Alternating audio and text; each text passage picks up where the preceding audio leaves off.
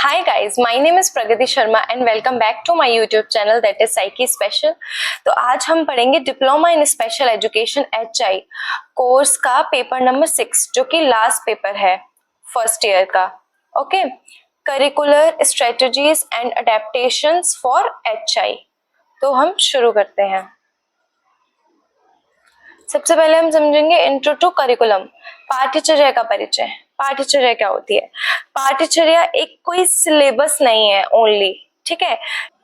यह स्कूल में बच्चे को मिलने वाले कुल वातावरण और अनुभवों का योग है। ओके, याद रखना ये जो पाठ्यचर्या है कौन से शब्द से बना है? करेरे, जिसका अर्थ है दौड़ का मैदान, ठीक है, या फिर दौड़ना, टू रन अ रेस और टू रन। ओके, फिर है जो करिकुलम है वो एक रनवे है। ओके, जो करिकुलम है वो एक रनवे है कहाँ तक पहुंचने का? शैक्षिक लक्ष्यों तक पहुंचने का, ठीक है। इसमें दोनों इंक्लूड है, एकेडमिक और नॉन एकेडमिक। अब है प्रिंसिपल ऑफ करिकुलम।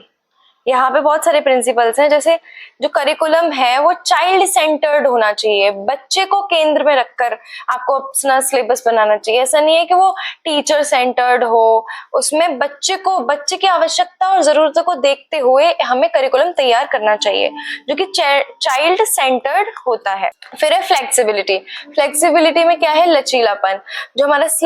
जो हमारा करिकुलम है वो इतना भी टफ नहीं होना चाहिए कि जो बच्चा है वो कर ही ना पाए, उसको समझ ही ना पाए, और इतना इजी भी ना हो कि उसे आता ही हो सब कुछ, ठीक है। लचीलापन होना चाहिए, उसे समझ में भी आए और वो नई चीजें सीखे भी। फिर है यूटिलिटी, उपयोगिता। जो सिलेबस है उसका, जो करिकुलर है उसकी उपयोगिता हमारे दैनिक जीवन में भी होनी चाहिए। ऐसा नहीं है कि हमने पढ़ा दिया कुछ भी वो हमारे कभी काम ही नहीं आ रहा है, उसकी यूटिलिटी होनी चाहिए। जो करिकुलम बनाने के प्रिंसिपल्स हैं कुछ, ठीक है। फिर जो एक प्रिंसिपल है वो है एक्टिविटी बेस्ड। जो हमारा करिकुलम है वो एक्टिविटी बेस्ड भी होना चाहिए, क्योंकि जब तक उसमें एक्सपेरिमेंट्स नहीं होंगे तो बच्चे नहीं सीख पाएंगे। प्रैक्टिकल लर्निंग भी इम्पॉर्टेंट है, ठीक है। फिर है एक प्रिंसिपल इंटीग्रेटिव। इसमें क्या है? जितने भी हमारे सब्जेक्ट्स होते हैं उन सब में लिंक बना के चलना चाहिए। करिकुलम इस तरीके से बनाना चाहिए जो हमारे जितने भी सब्जेक्ट है उन सब में एक लिंक बन सके। इंटीग्रेटिव अप्रोच होनी चाहिए, ठीक है। और जो करिकुलम है वो कम्युनिटी सेंटर्ड भी होना चाहिए। फिर ये चाइल्ड सेंटर्ड हमने पढ़ लिया। Flexibility should be change as per students need, ठीक है, स्टूडेंट के हिसाब से उसमें बदलना चाहिए।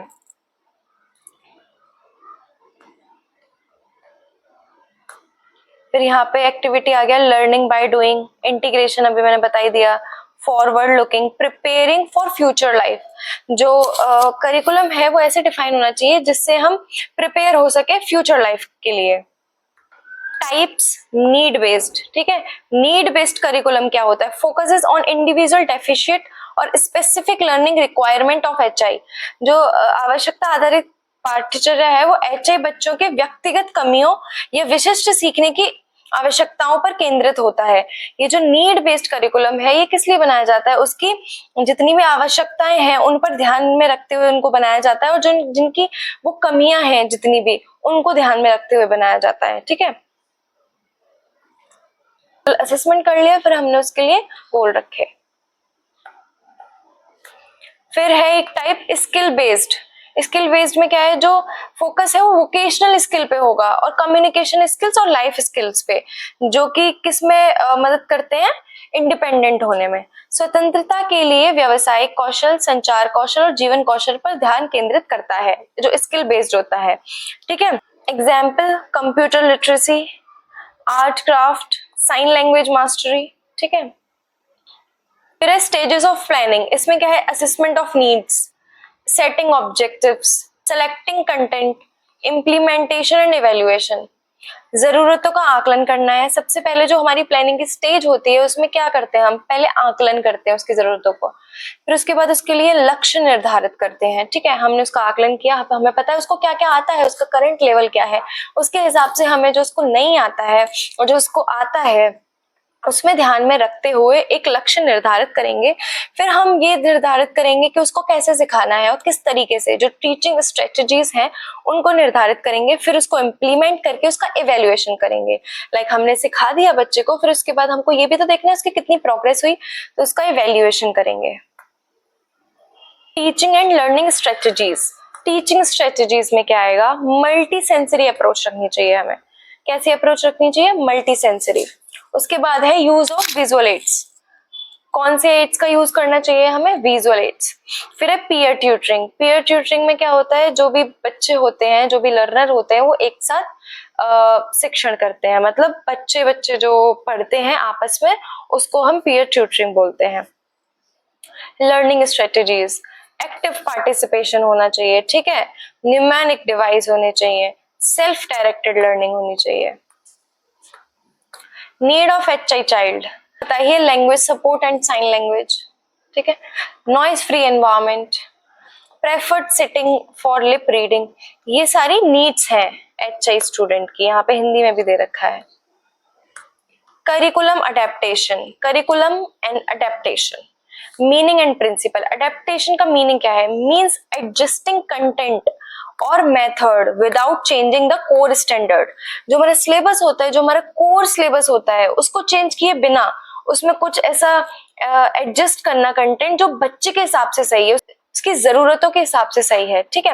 अनुकूलन का अर्थ है मुख्य मानक को बदले बिना सामग्री या पद्धति को समायोजित करना। ओके, इंपॉर्टेंट क्या है यहाँ पे, inclusive, inclusion is the primary goal of adaptation. Principle of adaptation, consistency, match with general curriculum, okay. फिर है accessibility, remove physical and communication barrier, individualisation, custom fit for each child. यहाँ पे आपको हिंदी में भी दे रखे हैं तो आप पढ़ सकते हैं। ये प्रिंसिपल्स हैं अडेप्टेशन के। प्री स्कूल, प्री स्कूल में कौन सा मेथड यहाँ पे दे रखा है, मॉन्टेसरी। मॉन्टेसरी किस पे फोकस करता है, सेंसरी ट्रेनिंग पे। चाइल्ड किसके द्वारा लर्न करता है इस जो मेथड में, टच, स्मेल, साइट। ये जो मॉन्टेसरी मेथड है वो किस पे ध्यान केंद्रित करता है, संवेदी प्रशिक्षण पर, ठीक है। बच्चा स्पर्श, गंध और दृष्टि के माध्यम से सीखता है। Adaptation, use lights and vibration for auditory task, ये अडेप्टेशन हो गया। फिर है किंडरगार्टन मेथड, ये किस पे फोकस करता है, प्लेवे मेथड पर, learning through songs, games, group work. जो किंडरगार्टन मेथड है वो किस पे ध्यान केंद्रित करता है, खेल खेल में, ठीक है, गीतों, खेलों और समूह कार्य के माध्यम से सीखना। जो ये मेथड है वो किस पे आधारित है कि हम बच्चों को खेल खेल में सिखा दें, जैसे म्यूजिक के थ्रू या डांस के थ्रू या गेम्स के थ्रू, ओके। इधर adaptation, teacher must use clear facial expressions during songs. Need for pre school adaptation, early language acquisition, social interaction with peers, developing school readiness skills. Note, early intervention reduce future learning gaps. Okay. Elementary level, elementary level पे क्या है, जो focus है वो किस पे होता है, सब्जेक्ट मास्टरी पर होता है। Science, maths, SST, social studies. Science में क्या है, use hands on experiment, okay, activity based learning होनी चाहिए। मैथ्स में use visual manipulative like abacus and beads. Teaching strategies, input, visual quiz, Indian sign language support, ठीक है, इसका है Indian sign language process. Extra time देना चाहिए, simplified step होना चाहिए, मतलब TA में कन्वर्ट कर देना चाहिए। Output, drawing, gestures, written test. ये टीचर का बताया गया है कि बच्चों को कैसे पढ़ाना है। इवेल्युएशन, अब आपको पता होगा इवेल्युएशन और असेसमेंट में क्या डिफरेंस होता है, मैं पहले भी पढ़ा चुकी हूँ तो अभी दोबारा बता देती हूँ। असेसमेंट होता है जब बच्चा हमारे पास आता है तो जो हमें सिखाने से पहले, लाइक अभी हमारे पास आया है बच्चा, तो हम उसका पहले असेसमेंट करेंगे, उसके बारे में जानेंगे, उसकी केस स्टडी लेंगे। जब हमारे पास उसकी सारी इन्फो आ जाएगी तो हमें पता चल जाएगा कि उसके अंदर क्या कमजोरी है, क्या ताकत है उसकी, ठीक है, उसका जो करंट लेवल है वो क्या क्या जानता है, क्या क्या नहीं जानता, हमें सब उसके बारे में पता चल जाएगा। किसके थ्रू? असेसमेंट के थ्रू, ठीक है। फिर उसके बाद हम उसका करंट लेवल देखेंगे कि बच्चों को क्या क्या आता है और क्या क्या नहीं आता है। उसके अकॉर्डिंग फिर हम एक गोल डिसाइड करेंगे, ठीक है। गोल डिसाइड करने के बाद हम क्या करेंगे, जो टीचिंग है, जो टीचर है वो अपनी स्ट्रेटेजीज पर ध्यान देगा। अभी जो स्ट्रेटेजीज आपने देखी उन पर ध्यान देगा कि इस बच्चे को हमको कैसे सिखाना है उसकी जरूरतों के अनुसार। फिर उसके बाद हम जब सिखा भी देंगे तो उसके बाद फिर हम देखेंगे, उसका इवेल्युएशन करेंगे कि बच्चे ने कितना प्रोग्रेस किया, बच्चा कितना सीख पाया, उसको इवेल्युएशन बोलते हैं। जो इवेल्युएशन होता है वो लास्ट में होता है, सीखने के बाद, और जो असेसमेंट होता है वो सीखने से पहले होता है, स्टार्टिंग में हो जाता है। Okay, evaluation is the systematic process of determining the merit और वर्थ ऑफ एजुकेशनल आउटकम, ठीक है। इवेल्युएशन के क्या टाइप होते हैं? फॉर्मेटिव और सम्मेटिव, ठीक है। फॉर्मेटिव में क्या होता है? फॉर्मेटिव जो असेसमेंट होता है वो होता है डन ड्यूरिंग टीचिंग। जो शिक्षण हम कराते हैं उसके दौरान जो भी हम प्रश्न पूछते हैं या कोई क्विज रखते हैं या कोई टेस्ट लेते हैं उसको हम फॉर्मेटिव असेसमेंट बोलते हैं। यहाँ पे जो गोल होता है वो है इम्प्रूव लर्निंग फॉर्मेटिव असेसमेंट में। और सम्मेटिव असेसमेंट में क्या है? Done at the end. ये हमारे एग्जाम जो जैसे एक साल में बहुत सारे एग्जाम्स होते हैं, जो यूनिट टेस्ट वगैरह होते हैं वो सब होते हैं फॉर्मेटिव असेसमेंट। और जो लास्ट में जो फाइनल एग्जाम्स होते हैं उनको बोलते हैं सम्मेटिव असेसमेंट, जो कि बस ग्रेड्स पता करने के लिए होते हैं, ठीक है। और अच्छा, formative evaluation is better for identifying gaps early, ठीक है। फॉर्मेटिव असेसमेंट ज्यादा अच्छा बताया गया है कि सम्मेटिव तो लास्ट में होता है, बच्चा एक दिन में पढ़ रहा है या बच्चा पूरे साल पढ़ रहा है, नहीं पता चलता। यहाँ पे रेगुलर आपको असेस करा जाता है। Knowledge and language, evaluation of knowledge, assessing facts, concept, subject matters. Evaluation of language, assessing vocabulary, grammar and communication skills. Execution, use MCQ, multiple choice questions for clarity. Use visual tests. Conduct assessment in sign language if needed. Co-curricular activities क्या होती हैं? Sense training, physical education. Sense training में क्या है? Strengthening residual hearing and tactile senses.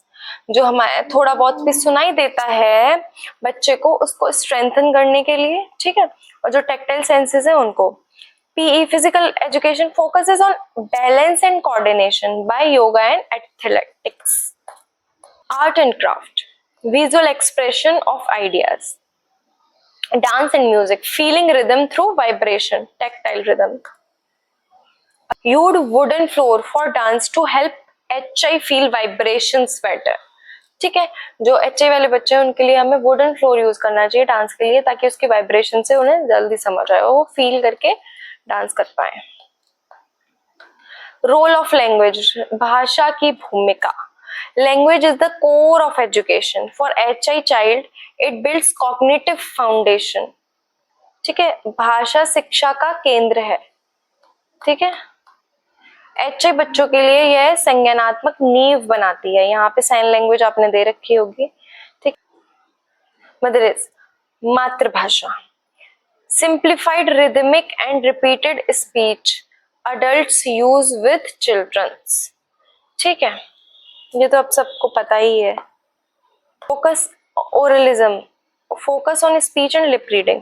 Total communications, use signs, speech and gestures. Bilingualism, first language is ISL, Indian Sign Language. Second is written English and Hindi.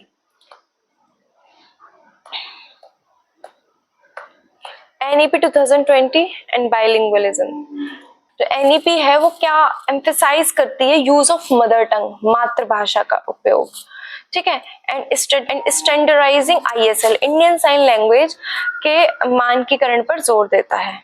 NEP 2020 UDL framework क्या है? UDL aim to provide equal learning opportunities for all students by removing barriers from the start.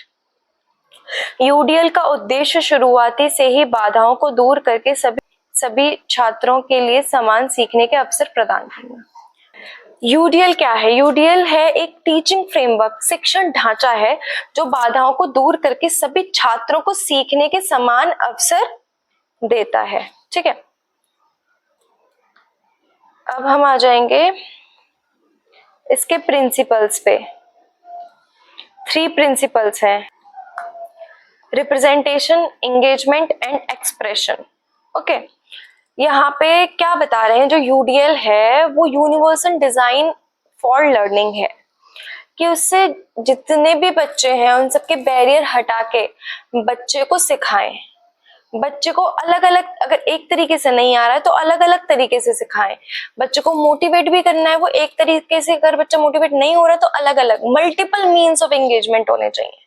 और जो teacher represent कर रहा है बच्चों को, जो प्रेजेंट कर रहा है, उसके भी मल्टीपल वेज होने चाहिए। बच्चे को एक बार नहीं आएगा, किसी बच्चे को उससे समझ नहीं आएगा, उस मेथड से आएगा, तो ऐसे हमें मल्टीपल मीन्स ऑफ रिप्रेजेंटेशन भी करने चाहिए। और फिर थर्ड होता है multiple means of actions and expression, कि बच्चा कैसे नॉलेज को शेयर कर रहा है। हर सबके अलग अलग तरीके हो सकते हैं। ठीक है, तो 3 प्रिंसिपल्स हैं यहाँ पे। Multiple means of engagement, Why? The motivation, जुड़ाव के कई साधन। ठीक है, multiple means of representation, the what, how information is presented, प्रस्तुतिकरण के कई साधन होने चाहिए। Multiple means of actions and expression, the how students show knowledge. ठीक है, कार्यवाही और अभिव्यक्ति के कई साधन। यहाँ पे भी दे रखा है giving learners various ways of acquiring information, उनको वेरियस वेज से सिखाना चाहिए। यूडीएल में है वेरियस वेज से। ठीक है, tapping into learners interest, providing alternative ways of demonstrating learning. और यहाँ पे याद रखना what, how and why of learning, ये आपको इसमें जरूर मेंशन करके आना है अगर यूडीएल का आता है तो। यूडीएल में असेसमेंट को फ्लेक्सिबल बोला गया है। जो असेसमेंट है वो फ्लेक्सिबल होना चाहिए। ठीक है, क्योंकि किसी का अगर हमें ओरल असेसमेंट लेना है तो ओरल ले सकते हैं। ठीक है, किसी का रिटन तो रिटन, क्योंकि कोई बच्चा बोलकर जल्दी से अच्छे से बता पाता है या कोई लिखकर अच्छे से बता पाता है, तो यही है इसमें। तो आपका ये सब्जेक्ट कंप्लीट हो गया है, दैट इज करिकुलम। एंड अब आपके सारे एग्जाम्स कंप्लीट हो चुके हैं and all the best for your last exam. अगर आपको ये जो वीडियोस जो मैंने सीरीज चलाई है, अगर आपको थोड़ी बहुत भी अच्छी लगी हो तो आप कमेंट करके प्लीज बताना। एंड इसका जो नोट्स हैं, ये जो मैंने पढ़ाए हैं, जिससे मैं इसको टेलीग्राम ग्रुप में डाल दूंगी, जिसका लिंक मैं डिस्क्रिप्शन बॉक्स में डाल दूंगी। Thank you, bye bye.